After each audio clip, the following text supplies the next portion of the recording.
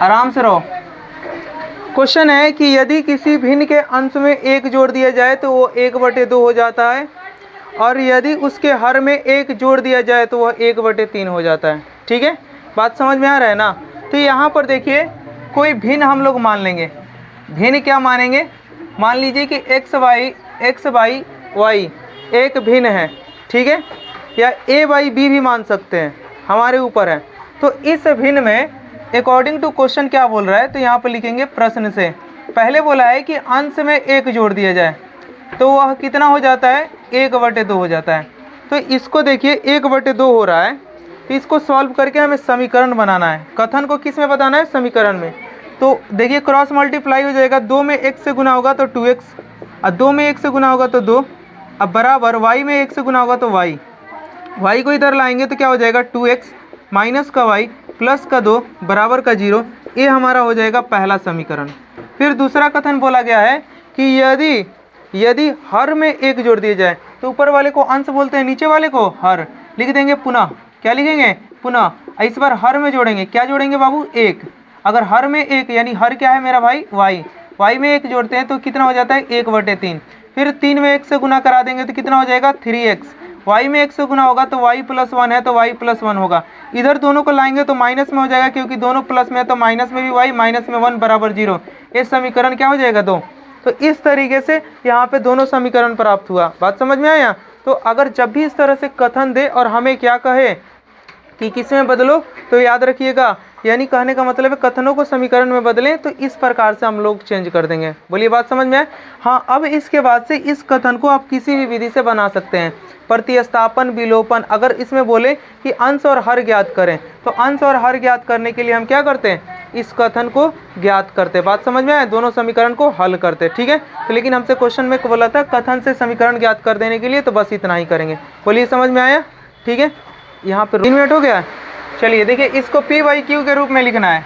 तो जब भी इस तरह क्वेश्चन आए है 0.16 पे रेकरिंग दिया है और इसको p/q के रूप में लिखना है, तो तरीका ये है कि सबसे पहले मान लेते हैं, माना कि x बराबर क्वेश्चन, तो x बराबर वो क्या दिया है बाबू, 0.16, और इस पे रेकरिंग है, इसका मतलब है 1 बार बार आएगा, ठीक है।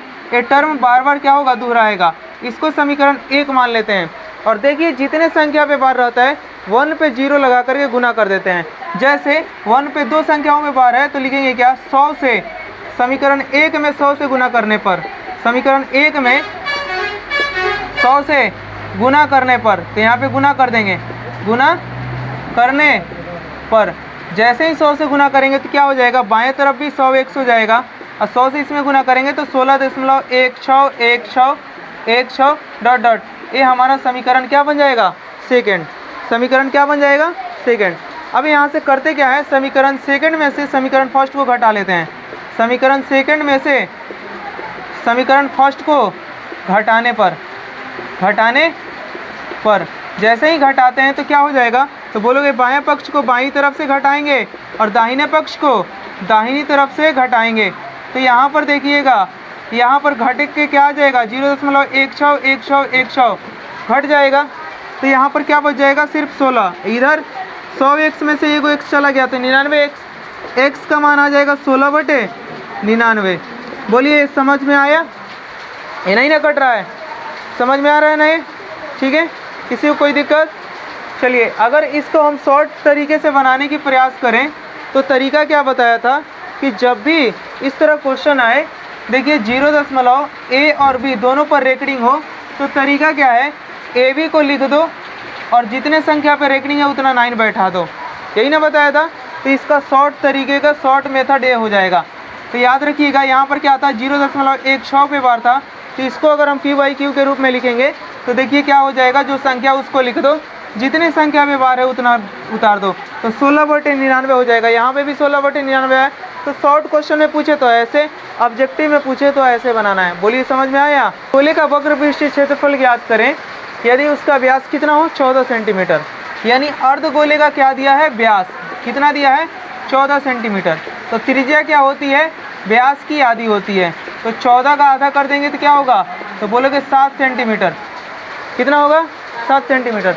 अच्छा, सभी को पता होना चाहिए कि अर्धगोले का पृष्ठीय क्षेत्रफल क्या होता है। पृष्ठीय क्षेत्रफल क्या होता है? तो सभी जानते हैं 2 पाई r स्क्वायर होता है।